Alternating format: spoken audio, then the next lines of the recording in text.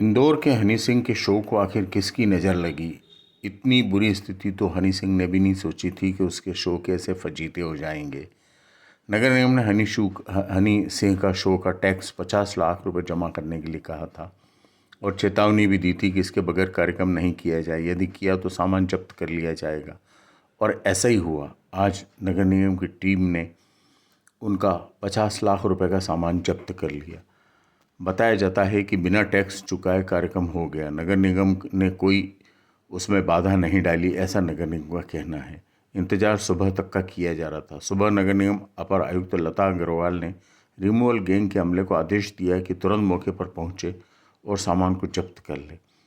Team जब पहुंची तो देखा कि सामान खोला जा रहा है। इसी बीच ट्रक पर साउंड सिस्टम ट्रक में चढ़ाया जा रहा था। जैसे ही ट्रक पर सामान चढ़ाया गया, रिमूवल गैंग ने उसे अपने कब्जे में ले लिया और वहां से रवाना हो गए।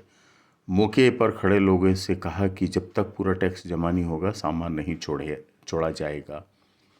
कुल मिलाकर मनोरंजन कर के हिसाब को लेकर कार्यक्रम शुरू होने से अब तक मसला उलझा हुआ रहा। इसके बावजूद कार्यक्रम हो गया। नगर निगम का नोटिस भी नहीं रोक पाया, जिसमें जीएसटी के हिसाब से मनोरंजन कर मांगा जा रहा था।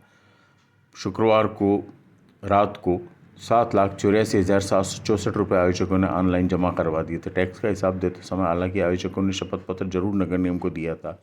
बात बनती दिख भी रही थी, लेकिन महापौर भार्गव कल सुबह अड़ गए। महापौर कमिश्नर शिवम वर्मा को वसूली के लिए कहा। निगम ने जो हिसाब निकाला उसके हिसाब से जीएसटी का जो हिसाब निकाला उसमें आयोजकों ने जीएसटी में 3 करोड़ रुपए से ज़्यादा का हिसाब दिया है। उस मान से नगर निगम को 50 लाख रुपए का टैक्स चाहिए, जबकि आयोजकों ने निगम को 78,47,000 से ज़्यादा के टिकट बिकने का हिसाब बताया।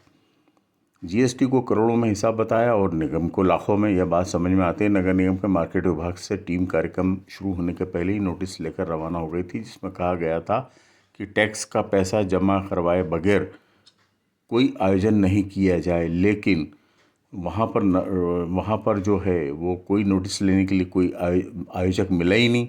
हनी सिंह सुनाने आए और सुनने वाले सुनकर निकल गए। नगर निगम की टीम आखिर तक नोटिस लेकर खड़ी रही।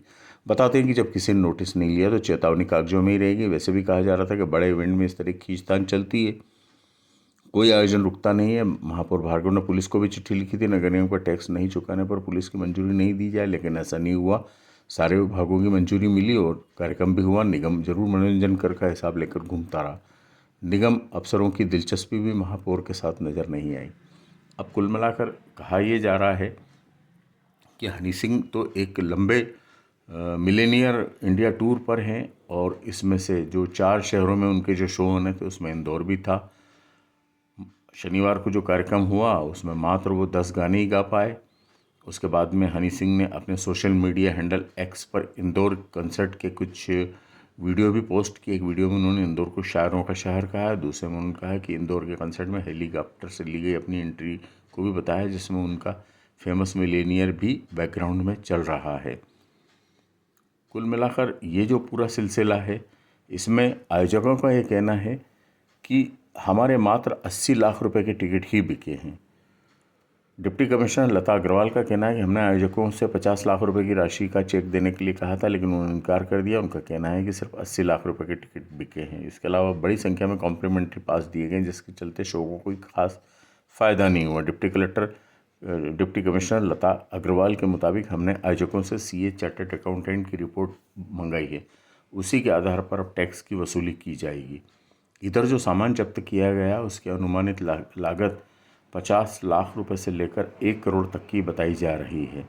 और नगर निगम का यह भी कहना है कि जो 50 लाख रुपए की हमने इनसे टैक्स की मांग की थी उसको जीएसटी पोर्टल के हिसाब से हमने बताया था, क्योंकि 3 करोड़ 28 लाख रुपए के टिकट बिके हैं, इसलिए इस राशि का 10% मनोरंजन कर और आमोद कर पहले से ही जमा कराने की बात की गई थी।